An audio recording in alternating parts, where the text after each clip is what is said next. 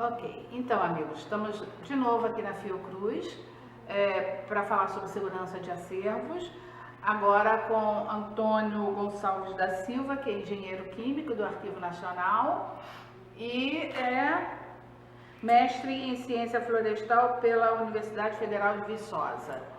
Boa tarde, obrigada por ter vindo e gostaria de agradecer muito a sua presença e seu apoio ao projeto. Boa tarde.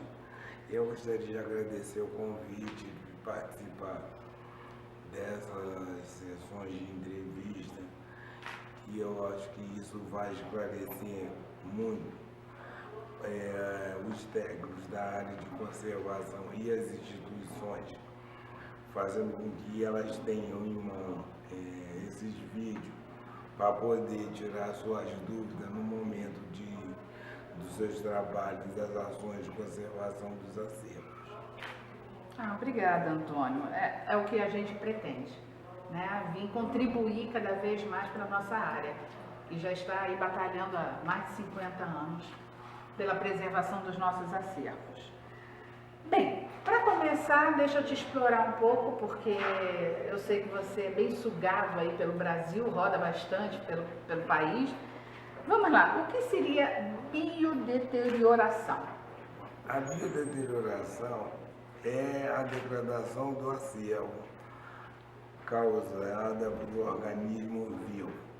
Nós podemos dividir a biodeterioração em infestação, quando o dano no acervo é causado por organismos vivos visíveis a olho nu, que eu brinco que são os macrobichos, que são os insetos, e também podemos dividir nas infecção, que é quando o dano no acervo é causado por micro-organismos, que são os fungos, bactérias, leveduras e actinomicidos. É comum muitos comentarem que o acervo está contaminado por bactéria. Eu costumo dizer que na contaminação por micro-organismos, geralmente você não tem apenas uma espécie. Aí eu costumo usar o termo micro-organismo por incluir os fungos, bactérias, leveduras e actinomicidos, que na hora que você faz a replicagem dos micro-organismos que estão contaminando o acervo, você, quando faz o isolamento, você consegue ter todos esses microbichos isolados. Tá, e em termos de infestação, eles têm o mesmo peso, uns agridem mais, outros agridem menos ou não?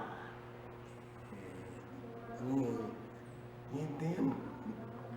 Se você, no caso de infestação que é causada por um organismo que vive isolados, como é o caso das brocas, você vai ter um dano no acervo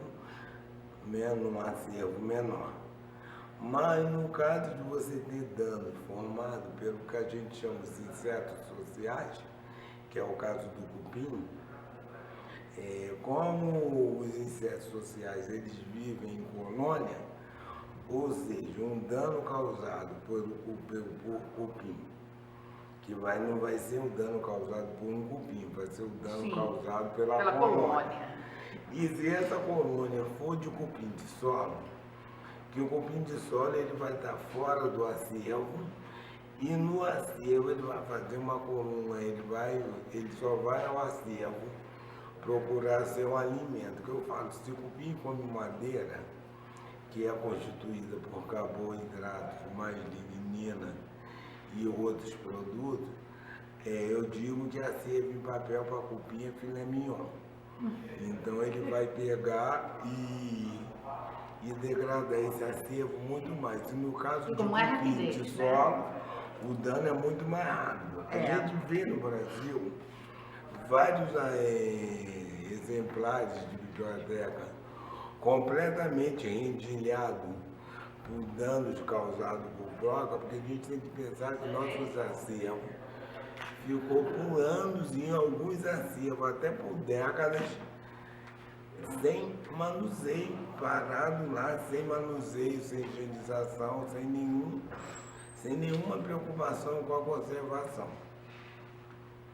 Esse é o grande problema que a gente tem, principalmente quando você pega instituições de grande porte, né? Sempre tem um acervo que fica mais isolado. Quanto aos produtos domésticos que a gente tem para higienização, alguns deles podem ser utilizados para higiene também nas instituições, ou você acha melhor não, ter produtos específicos? Eu costumo falar que, como aqui no Brasil nós temos um problema que muitos produtos de limpeza, a gente não tem na embalagem especificado, detalhado a sua composição química. Esse é um grande Como não conhecemos a interação química aliás, não conhecemos nem os produtos, a interação química muito menos, já era querer muito. Como nós não conhecemos os produtos que tem, nós não temos como prever a interação química entre esses produtos e os materiais dos bens culturais. Então, na limpeza de locais que guardam acervo, é recomendado você aspirar para não levantar poeira. Em alguns casos, você passar um pano umedecido com álcool a 70%. Só. Se bem só usar o álcool 70%. Isso já caracteriza uma higienização? Não, isso já é uma higienização que você já reduz a contaminação microbiana, mas alguns biólogos descrevem que o álcool a 70% ele não pode ser classificado como um material desinfectante, porque ele não extermina com todas as formas de vida. Ou seja, o álcool a 70 só mata organismo vivo, não acaba com as formas vegetativas que são os esporos. Então não quer dizer que você limpou com álcool 70, que você está completamente limpo, pode deixar por anos sem limpar novamente. E de quanto em quanto tempo você acha que seria necessário? O ideal seria o acervo ser limpo pelo menos uma vez por semana. Só que a gente sabe que muitas instituições que guardam acervo, elas não têm pessoal para fazer esse trabalho rotineiramente. E muitas que são instituições que têm pessoal, mas o tamanho do acervo impossibilita a realização desse trabalho semanalmente. Eu acho que aí seria então necessário ter uma equipe específica para trabalhar nisso, para manter sempre uma higiene fazer rotineiramente. Uhum. Que aí o que você faz? Se a instituição é muito grande, você limpa. Quando você chega ao final, já tem está que na começar hora de novo. de voltar de novo Com lá certeza. no acervo inicial. Com certeza. Eu creio que aqui a biblioteca da Fiocruz, que é uma instituição grande, uma biblioteca grande, deve acontecer esse problema, que é o mesmo que nós temos lá no Arquivo Nacional. Que quando a área de gestão de depósito consegue terminar no 7º andar, já está na época de começar no térreo novamente. Isso é importante porque você, quando faz essa limpeza rotineira, você não deixa um material sofrer um grande depósito de poeira, que também é uma fonte de contaminação do acervo. Ok. Então, estamos aqui falando com o Antônio e eu queria fazer mais uma pergunta. Qual a diferença entre fungo e bactéria? Porque geralmente as pessoas não sabem direito qual é a diferença. Aí acaba falando que é bactéria, está com infestação de bactéria, está com infestação de fungo. E como seria isso? No passado, os fungos já foram confundidos com plantas. Depois, na evolução taxonômica na área de biologia, os fungos foram classificados no mesmo reino que as bactérias. Mas como os fungos, com o avanço de equipamentos e o avanço na área de biotecnologia, há mais ou menos uma década, os fungos eles foram classificados separadamente das bactérias e foram fazer parte do reino fungi, ficando as bactérias nos reinos monedas. Ou seja, se fungo tem um reino, bactéria tem outro, eles são organismos diferentes. Muito obrigada. Agora, então, nós vamos dar por encerrado. Eu agradeço muito, Antônio, a sua participação, muito mesmo, muito obrigada. E a gente volta a se ver daqui a pouco. Então, estamos aqui na Fiocruz para tratar agora do acervo da Fiocruz, porque eles tiveram uma experiência única, não de uma forma muito positiva, né? Mas que pelo menos deu para a gente falar aqui para evitar que isso aconteça. Em 1997, foi logo no período da inauguração, né? Um ano depois. Um ano depois, o Marcelo, bem, primeiro deixa eu te apresentar, meu Deus.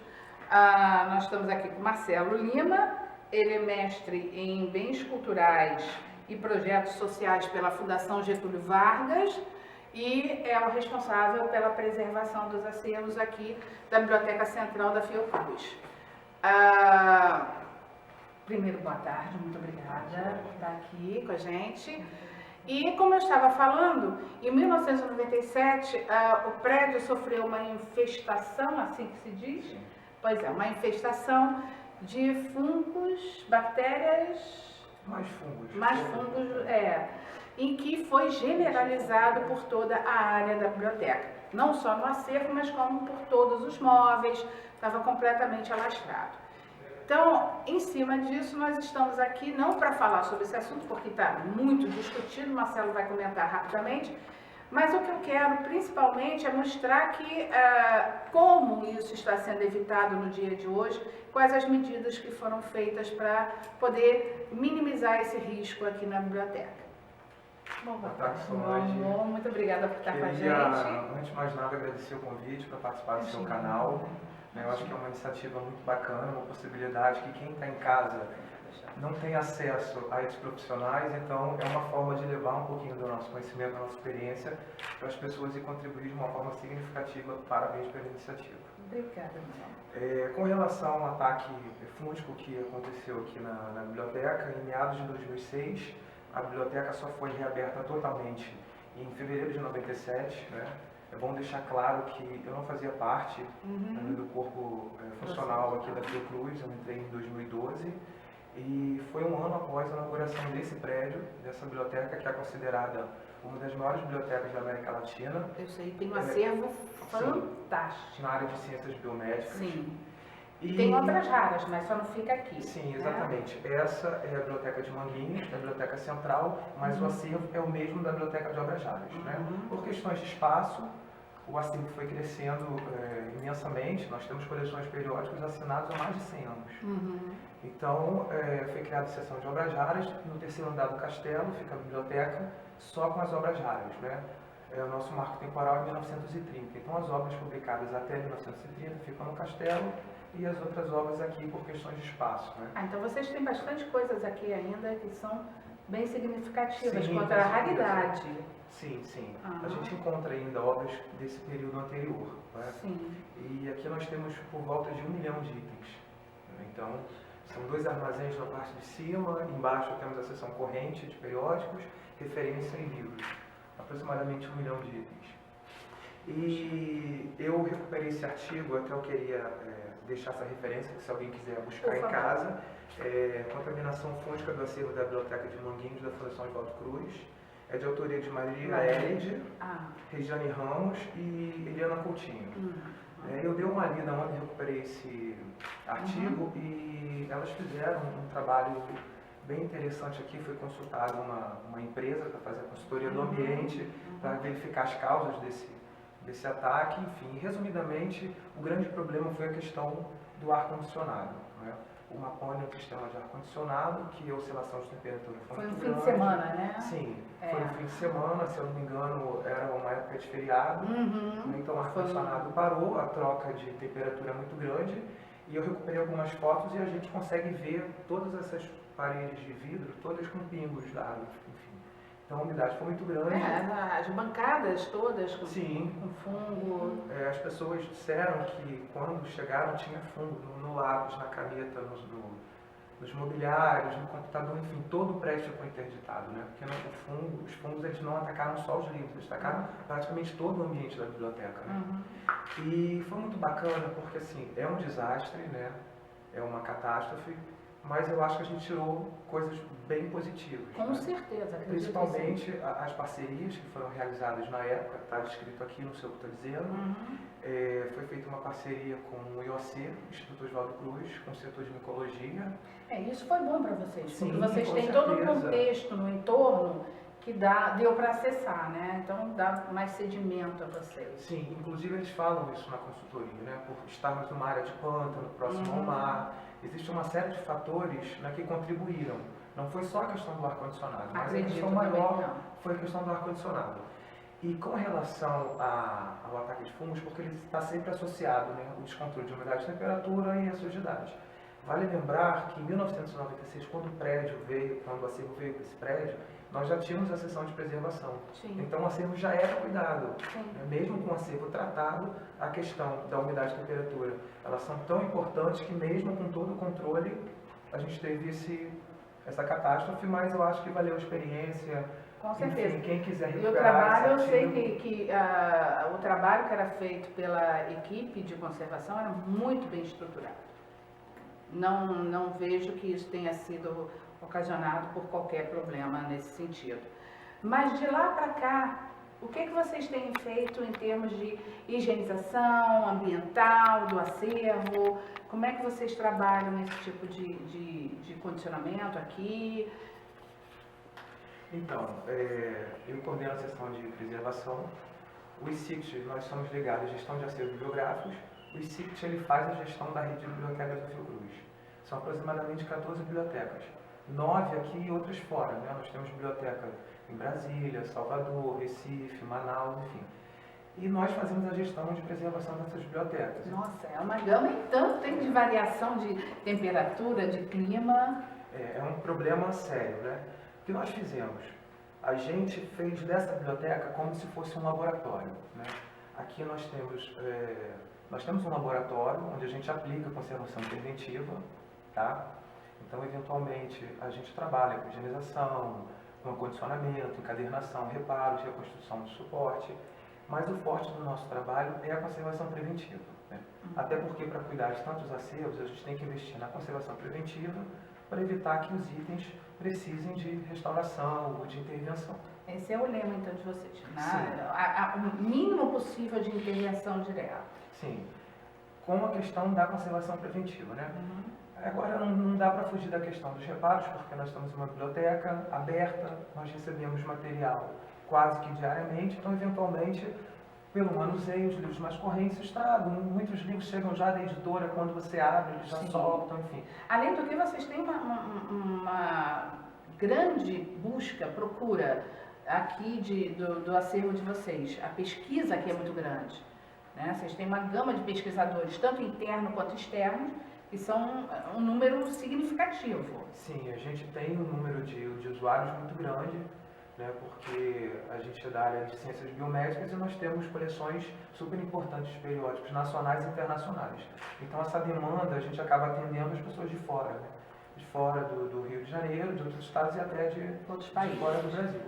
Atualmente a gente trabalha com foco na conservação preventiva, né, para evitar que os acervos precisem de tratamento. Então a gente utiliza essa biblioteca como um grande laboratório, tá? Então aqui nós temos controle da radiação, nós temos controle de umidade e temperatura, o nosso sistema de climatização ele funciona 24 horas por dia. É importante, mas a questão do controle é muito rígida, né? Porque instituições que você não tenha um sistema de climatização, de alguma forma você ainda consegue manter uma certa variação baixa de umidade e temperatura, você pode usar ventilação forçada, enfim. Agora, nesses casos de instituições que possuem sistemas de climatização que funcionam direto, 24 horas por dia, tem esse problema, não é? Se ocorrer algum problema e esse sistema ser desligado, a probabilidade de um ataque fúngico é muito maior. Né? Então nós temos uma empresa que faz esse controle, né, um sistema de climatização, inclusive os técnicos eles trabalham 24 horas por dia. Né? Qualquer problema é só acionar. Qualquer problema do dia ou da noite eles estão aqui. E a gente tem uma série de medidas, né, voltadas para a preservação. Né? Aqui a gente tem controle de umidade e temperatura, controle da radiação, um forte esquema de conscientização das pessoas, porque eu acho que isso é muito importante. Na conservação preventiva a gente sabe que o trabalho ele só é bem feito quando a gente tem o apoio da instituição. E da equipe. Então esse trabalho é fundamental de você conscientizar os profissionais, os usuários. Então, por exemplo, a equipe de suporte da limpeza, eles têm um treinamento especial. A seção de serviços gerais criou um plano de higienização, né, para aqui, para os ambientes da biblioteca e de outros prédios, e nós fomos consultados. Então nós fizemos um específico para a higienização das áreas de guarda. Então as meninas são treinadas. E isso abrange também a parte histórica da Fiocruz? Sim. Ah, que legal! Na Biblioteca de Obras Raras nós temos uma sala lá em cima, com 2 técnicos, uma mesa de higienização com 2 operadores, que eles higienizam só o acervo da Biblioteca de Obras Raras. Aqui embaixo eu tenho uma equipe de 10 pessoas. Uma vez por ano, a gente vai até os acervos das 9 bibliotecas aqui do campus e fazemos uma higienização mais pesada. Tiramos livros da estante, com utilização de aspirador com filtros especiais, limpamos todos os acervos. Essa biblioteca, a gente tem 2 frentes de higienização. Essa primeira, que a gente vai nos acervos com os técnicos, retiramos os livros das estantes, colocamos nos carrinhos, limpamos e devolvemos para a estante. E a segunda frente é a nossa sala de higienização, porque aqui nós temos 2 salas. Uma só para higienização, com 2 mesas de higienização para 2 operadores, que eles higienizam folha a folha todos os dias. A gente começa no primeiro livro de um armazém, quando a gente chega aqui na referência, a gente volta para o primeiro livro novamente, ininterruptamente, né? Todos os dias. E a equipe da limpeza nos dá suporte também com a higienização das áreas de guarda. Né? Elas não estão autorizadas a limparem os livros, mas as estantes, os espaços vazios, elas limpam. Ou seja, a gente tem limpeza diária das nossas áreas de guarda. Que ótimo! E tem especificado o material, o que pode usar, o que não pode? Sim. Isso é muito importante, está tudo bem especificado. Por exemplo, a gente não utiliza vassoura. É porque, na verdade, a vassoura é uma enganação. Né? Você passa a vassoura, você levanta a poeira, que vai ser depositada nos livros. A gente usa o aspirador de pó, tá? E as meninas da limpeza, elas usam rodo. Na verdade, elas não varrem, elas rodam. Porque o rodo a gente consegue puxar, inclusive a poeira, sem que com isso ela seja levantada e incida nos livros. E a utilização de panos extremamente úmidos, né, bem torcidos, com a utilização de um pouco de álcool 70 na água para ajudar a que evapore mais rápido. Né, dentro dessa questão do controle de umidade e da temperatura. A gente treina também aqui todos os profissionais que de alguma forma estejam envolvidos com os livros, né? Como por exemplo o pessoal da referência, que atende o usuário, e a gente tem que sempre também são o treinados. usuário, todos são treinados, a gente tem cartazes aqui explicando que não pode se alimentar, o porquê, né? A gente não diz, é proibido, a gente explica o porquê não pode, né? É melhor assim. Alimento dentro da área de guarda, que pode atrair insetos, a água, o pessoal da reprografia, né? A equipe da reprografia. A gente treina quanto à reprodução, né? Porque nem todo livro você pode reproduzir. Isso significa que você tem um treinamento constante da equipe, né? Voltado para essa parte de conservação. Sim. Né? E esse treinamento, porque, desculpe perguntar, mas a gente sabe que os locais têm muita terceirização. Né? Então, volta e meia a gente tem uma pessoa da equipe que não se encontra. Então, quando chega, tem que fazer todo aquele treinamento de novo. E uma das coisas que eu ouvi reclamarem muito é exatamente isso. A gente tem, toda vez que troca um, a gente tem que sentar, começar a falar tudo de novo. E a gente diz, infelizmente, é isso.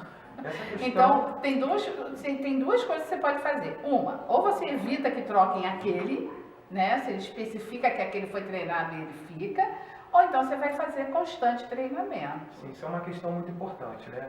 Aqui já aconteceu mas eu acho assim, é muito complicado, porque você treina o técnico, né?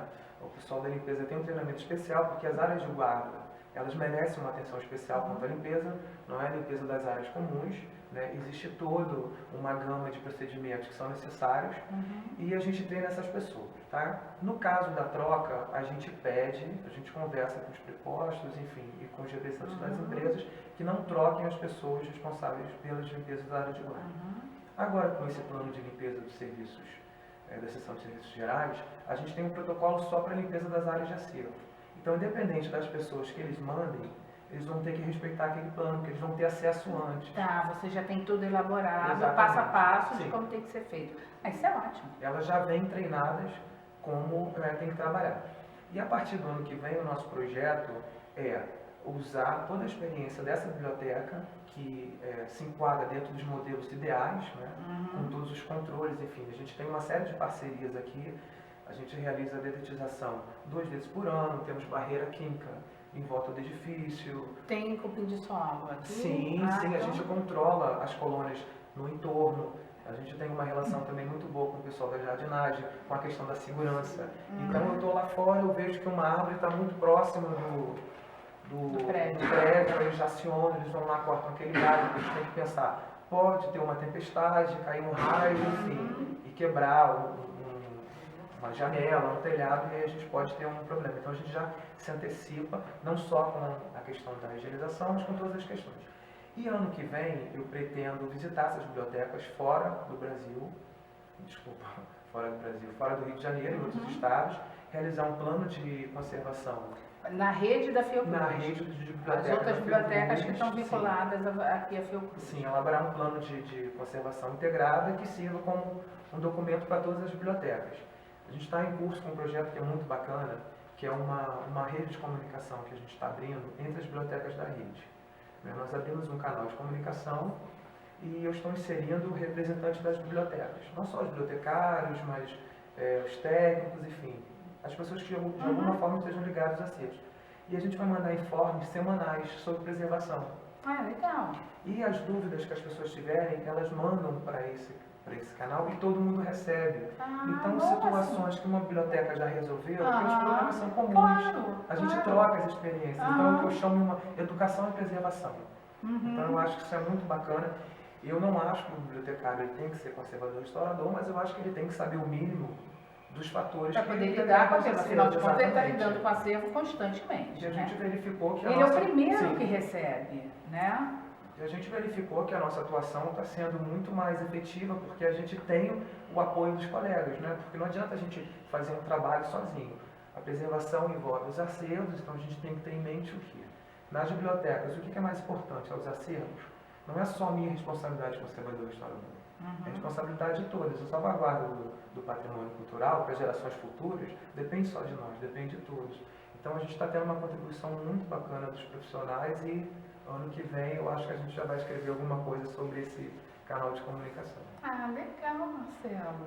Muito legal o que vocês estão fazendo aqui, muito importante. Gostei muito de saber que você está nesse padrão. Correndo atrás, você sabe melhor do que ninguém as dificuldades que a gente enfrenta. É sempre muito complicado, porque a gente trata com pessoas, né?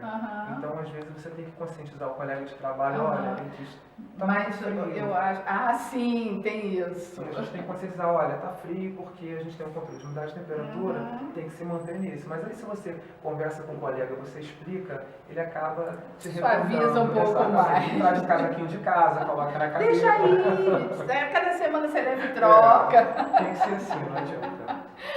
Ok, Marcelo. Eu acho que a gente já, na sua fala, já abrangeu tudo que a gente gostaria de focar. Mais uma vez agradecer. Tá? Eu que agradeço. Eu estou muito feliz de estar aqui na Fiocruz. Gostaria muito de agradecer à direção da biblioteca mais uma vez. A forma como eu fui abraçada aqui, permitiram eu entrar, me espalhar e dizer o que eu precisava, se colocar à disposição, isso é fantástico, e agradecer a disponibilidade de vocês. Estamos sempre à disposição. Fantástico. Se você precisar, a gente está aqui. Isso me faz muito feliz. Muito obrigada mais uma vez. Então,